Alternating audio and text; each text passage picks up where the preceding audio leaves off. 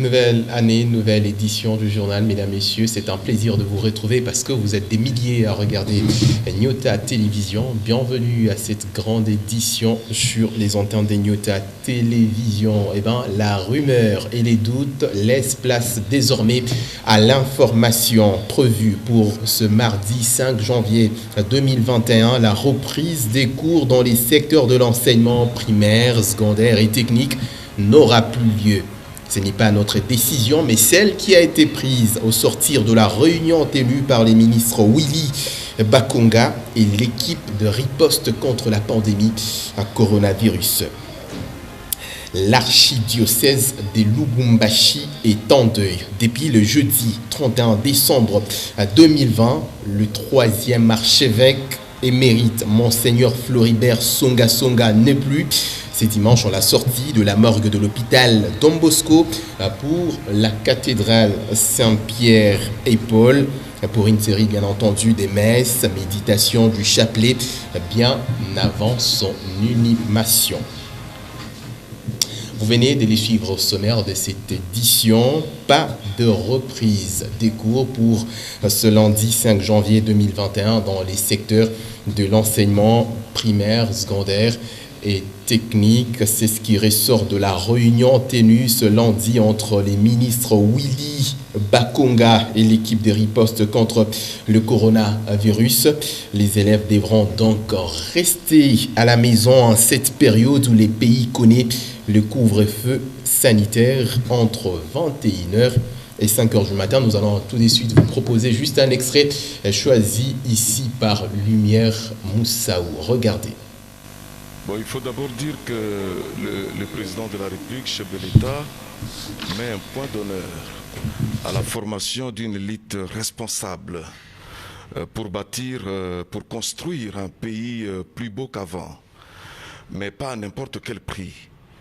Il faut absolument préserver la santé de nos enfants de la deuxième vague, n'est-ce pas, de la Covid-19, qui est une pandémie mortelle.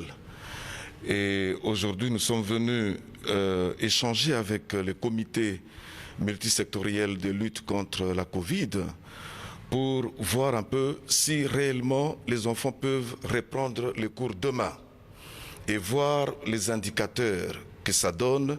Est-ce que nous pouvons vraiment prendre ces risques-là de faire revenir les enfants à l'école? Mais ici, après analyse et échange, nous avons vu certainement que aujourd'hui, nous ne pouvons pas, n'est-ce pas, reprendre le cours demain, puisque la courbe est ascendante. Et vous savez, il y a beaucoup de cas, n'est-ce pas, de Covid qui sont déclarés, ça et là. Et vous savez que les enfants sont les vecteurs, n'est-ce pas, de cette maladie. Donc il faut lier la santé des enfants, la sécurité, n'est-ce pas, de la santé des enfants avec la Covid-19. Il faut vraiment réfléchir pour éviter de prendre ces risques-là, de mettre les enfants, n'est-ce pas, à cette maladie. Il faut faire un effort pour préserver la santé, n'est-ce pas, de nos enfants. Donc aujourd'hui, il faut que la communauté nationale, il faut que tous les pays, toutes les écoles savent que aujourd'hui, nous ne pouvons pas reprendre le cours demain. La date sera annoncée ultérieurement. Le moment venu, tout le monde saura la date, n'est-ce pas, de la reprise de cours. C'est lui, le patron de l'enseignement primaire, secondaire et technique. Voilà, il n'y aura plus de reprise des cours comme prévu ce mardi 5 janvier 2021. Cette actualité, cette information nous permet de passer en revue tout de suite la situation épidémiologique de la République démocratique du Congo. Retenez, 51 nouveaux cas de Covid-19 ont été enregistrés dimanche 3 janvier 2021, dont 31 au Congo central, 18 à Kinshasa, ville-province, un seul cas au Nord Kivu et un autre à la Chopo. Le bulletin multisectoriel de lutte contre le coronavirus du pays rapporte qu'il y a eu 3 nouveaux décès. Par contre, 7 nouvelles personnes sont sorties guéries des centres de traitement de Covid-19 parmi les personnes suivies à domicile. Ainsi, le cumul de cas depuis Le 10 mars, date du début de la pandémie en RDC, et celui des 18 153 cas, dont 18 052 cas confirmés, un seul cas probable. 14 723 personnes sont guéries. Au total, il y a eu 599 décès de coronavirus. L'actualité en bref et en images. Le bureau d'âge de l'Assemblée nationale a convoqué une session extraordinaire pour ce mardi 5 janvier 2021. Celle-ci s'éteindra jusqu'au 3 février prochain. L'annonce a été faite par Gaël Boussard, rapporteur du bureau. La poursuite des pétitions à charge d'un membre du bureau de l'Assemblée nationale, l'élection et l'installation du bureau définitif sont entre autres les points inscrits à l'ordre du jour de cette session extraordinaire. Nous allons rester toujours dans la ville-province de Kinshasa où le président de la République, Félix Antoine Tshisekedi Tshilombo, a reçu les députés nationaux favorables à l'Union sacrée, cette voie de sortir de crise politique en RDC. La rencontre a vécu dimanche 3 janvier 2021. C'était à la cité de l'Union africaine. Des précisions avec Diane Kassongo-Nyota sur les images de la presse présidentielle. Regardez. Sous ce chapiteau érigé à la Cité de l'Union africaine, 309 députés nationaux qui sont favorables à l'Union sacrée de la nation. Ce dimanche 3 janvier 2021, ils étaient tous invités du président Félix-Antoine Tshisekedi Tshilombo. Une rencontre qui se tient au moment où le pays est à un tournant décisif de son histoire, souligne le président RD congolais.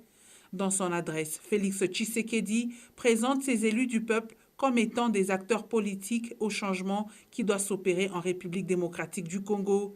Ma vision, elle est basée autour de l'homme congolais. Quand je dis l'homme, je n'exclus pas du tout les femmes, c'est l'homme avec grand H.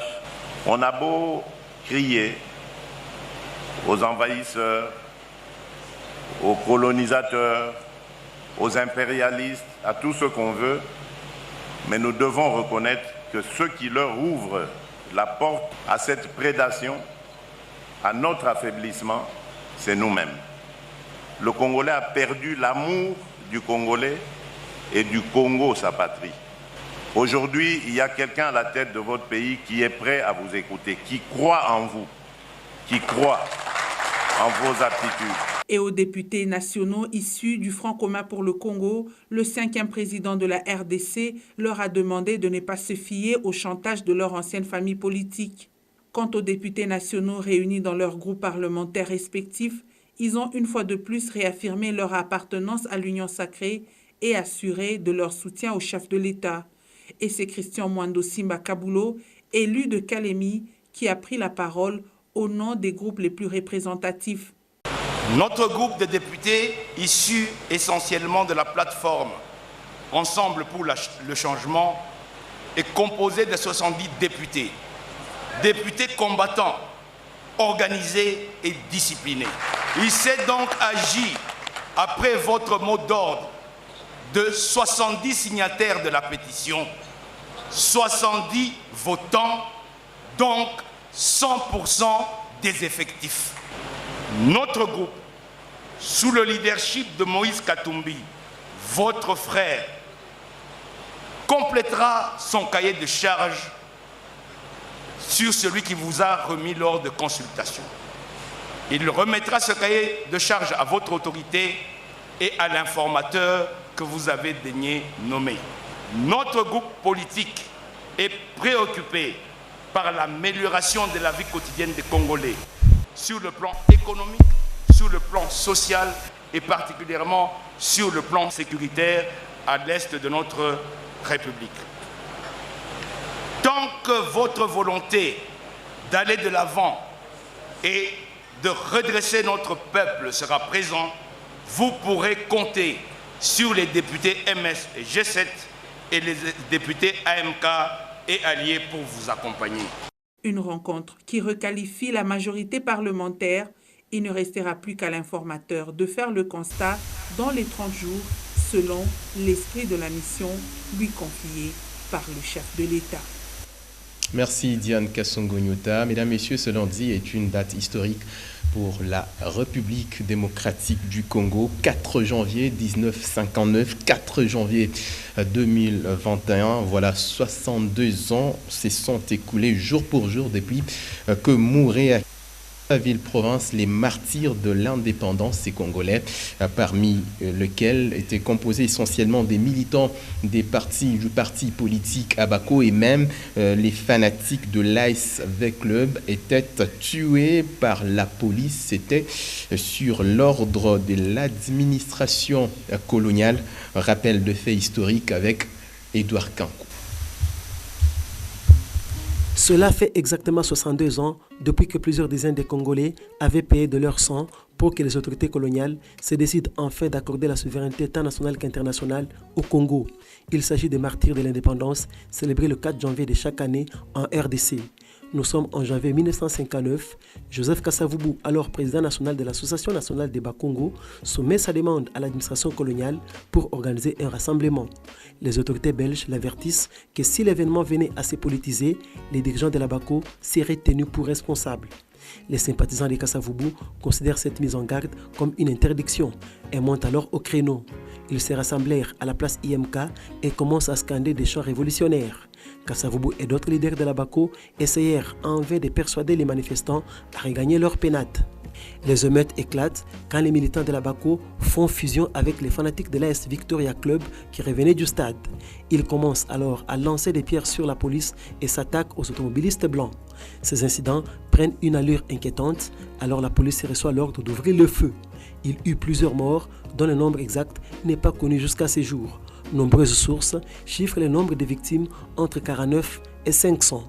Les émeutes du 4 janvier 1959 marquent un tournant décisif vers l'indépendance du Congo. Cette dernière lui sera accordée près d'un an et demi plus tard, soit le 30 juin 1960. Et dans le reste de l'actualité, la route Kafoubou, l'une des principales artères du quartier Migastor dans la commune de Kampemba, devient de plus en plus impraticable, difficile pour les conducteurs et même les piétons de la parcourir à cause, bien entendu, du délabrement très avancé observé tout au long de cette artère. C'est un constat signé Merveille Kongolo, Michel Olila. Des nids des poules, des bains des cochons et même des flaques d'eau rendent le passage difficile sur la route Kafoubou dans la commune Kampemba. Sur cette artère, même le code de la route est difficilement respecté par les conducteurs. Tous roulent dans un même sens compte tenu de l'impraticabilité de celle-ci. D'autres conducteurs et piétons préfèrent contourner cette difficulté en empruntant la route Kafoubou 2. Cette dernière, en terre battue, malheureusement, elle se détériore aussi à chaque jour qui passe à cause de cette forte fréquentation, affirment les habitants du coin.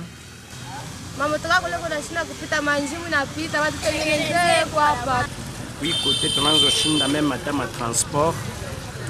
Inaanza kutukomplike tellement nyotoka haifiki. Ça fait kama ni 30 minutes na tuna motoka yetu. Lakini ni barabara yetu ya wapasager. Barabara bien kutengeneza ni ile barabara nani akabulimbo. Iko danger munene, metolabisha barabara batoto, banaweza kufa mtoto mumai pale. Sababu ule kusema bebe ile nani ligne yabo normal, bego na ko bebe ligne. C'est un danger pour nous. Hii barabara depuis à l'époque ya ex-gouverneur Moïse Katumbi Chapwe ndio alisonjaka kutu anasonje anitufanishia ko mubuluma bwaki nawaza tam programme ya 5 chantiers nawaza ikuku yake. Kafoubou, cette route d'une importance capitale, son impraticabilité inquiète les habitants de cette partie de la ville et leur souci majeur est celui de voir cette artère réfectionnée. Cette actualité nous amène au quartier Maïlamen, dans la cité minière de Kipushi, sur la route première bien entendu. qui est sérieusement et actuellement envahi par les engins. Pour la population de ces coins, la détérioration de cette avenue serait due à la présence de ce dernier. À cela s'ajoute également la construction d'une église par un particulier qui rend de plus en plus les passages difficiles sur cette route au quartier Maïlamen. Des précisions avec Lumière Moussaou et Louis Loumami, notre permanent depuis la cité frontalière de Kipouchi. Regardez. Entre la rue 1er du quartier Maïlamen dans la cité minière de Kipouchi, des engins de part et d'autre de l'avenue seraient à la base de la détérioration constatée depuis un temps par les habitants de ce coin. Et ceci n'est pas une situation facile à digérer par ces derniers, comme le témoignent ces habitants de la rue 1.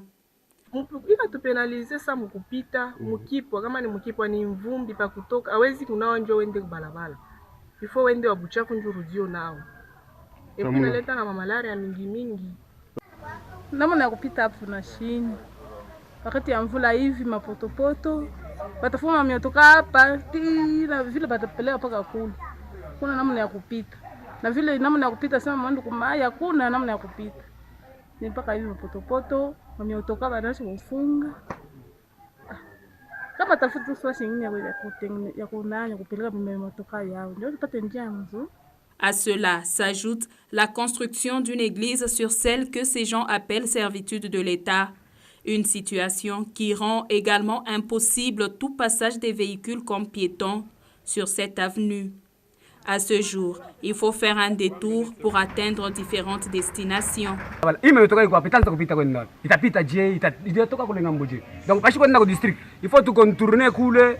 Pashi kwenda kule kumare ifo tu contourner kule ngambo tupite umbalabala mu potopoto potopoto kwako mmetoka unapita pita na mko potopoto mutambie ifashi mnafunga ni péage mnatokea ou bien mnatokea ni bintu kanyapo.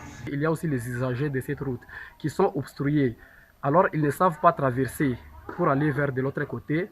Bon, nous ne savons pas l'autorité compétente qui a donné licence à la personne, je ne sais pas, physique ou morale, qui est en train d'ériger la clôture juste au fond de l'avenue. L'envahissement de cet espace vide par les particuliers serait le fait que l'endroit est resté longtemps inexploité, affirme une certaine opinion. Par contre, une autre soutient que le nouvel occupant de cet espace l'aurait acquis en bonne et due forme. Dans l'actualité également, et on parle sport, avant d'affronter l'équipe gabonaise des Bungiedi en Champions League, bien entendu. Les Corbeaux de Tout-Puissant Mazembe Anglébert ainsi que l'ensemble du staff technique ont passé le test des Covid-19 et des examens électrocardiogrammes. Le détail avec Joël Banoa. Joe Isama et ses partenaires étaient invités chez un cardiologue tôt ce lundi 4 janvier 2021 pour un électrocardiogramme et d'autres examens cliniques. Tous les joueurs du Tout-Puissant Mazembe ont été soumis à ces examens exigés par la CAF. Nous sommes au centre de cardiologie de Lubumbashi, chez le professeur Dofra. Nous venons compléter ce qu'on avait commencé il y a 1 ou 2 mois, selon les exigences de la CAF. C'est-à-dire, tout joueur qui doit compétir en Afrique, on doit diminuer le risque de mort sur terrain. C'est-à-dire quoi? Il y a des paramètres vitaux comme la tension et autres, on prend. Mais la CAF et la FIFA exigent certains examens plus spécifiques comme un électrocardiogramme et une écho du cœur pour voir si le cœur a des conditions correctes pour mettre l'athlète sur terrain. L'interprétation de ces tests n'a révélé aucune contre-indication à la pratique du football de compétition. Les dossiers médicaux étant maintenant complets, le tout-puissant Mazembe, qui ne déroge à aucune règle, s'est acquitté des exigences des dernières recommandations de la commission médicale de la CAF, qui a même désigné un médecin pour superviser la rencontre de ce mercredi. Un travail de fond exécuté par le staff médical de Corbeau que conduit le docteur Jean-Michel Kazadi Moudimbi. Et ce même lundi, le Corbeau ont été soumis au test Covid-19 sous la supervision de l'officier médical de la CAF, le docteur Gisèle de la FECOFA. Dirigeants, membres du staff technique, joueurs, intendants, chauffeurs et tous les personnels du club appelés à travailler le jour du match au vestiaire ont été testés pour éviter tout cas qui mettrait les joueurs et les officiels en danger. Pour la CAF, chaque équipe doit avoir au moins 14 joueurs dont un gardien négatif au coronavirus pour être autorisé à jouer un match. Sinon, c'est un forfait sans autre forme de procès. Le tout-puissant Mazembe s'est soumis au test et n'attend que les résultats. Et vous l'avez suivi au sommaire de cette édition du journal. C'est depuis jeudi 31 décembre 2020 que l'archevêque émérite de Lubumbashi, Monseigneur Floribert Songa Songa, a quitté la terre des vivants après la levée du corps dimanche 3 janvier 2021 à la morgue de l'hôpital Don Bosco. Il a été acheminé en la cathédrale Saint-Pierre et Paul pour une série de veillées, de messes et autres méditations en son honneur. Image de Félicien Kassongo Ben Kaembe, à qui nous avons prêté la voix. Regardez. 3 janvier 2021, dimanche douloureux pour les fidèles catholiques, venus des différentes paroisses pour rendre un tout dernier hommage à l'archevêque émérite Floribert Songa Songa, décédé depuis le 31 décembre 2020.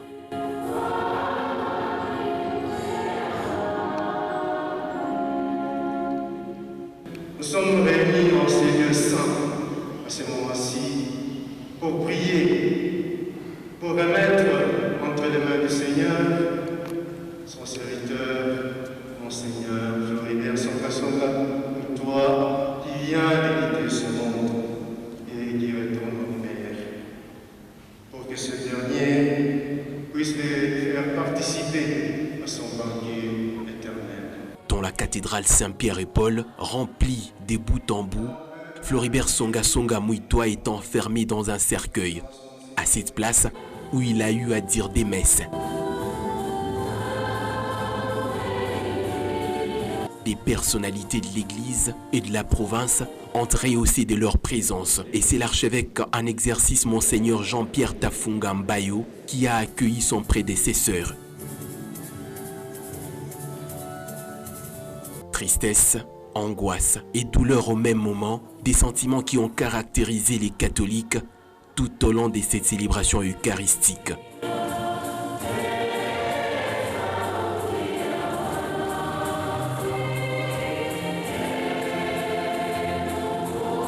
Ce dimanche, c'était le tour des mamans catholiques de veiller en la cathédrale par la méditation du chapelet et diverses animations avant l'inhumation du 3e archevêque de Lubumbashi. Augmente aujourd'hui notre foi en ton Fils Jésus ressuscité des morts. Affermis notre espérance de la résurrection de Monseigneur Floribert Songa Songa Muitwa, ton serviteur et notre Père dans la foi.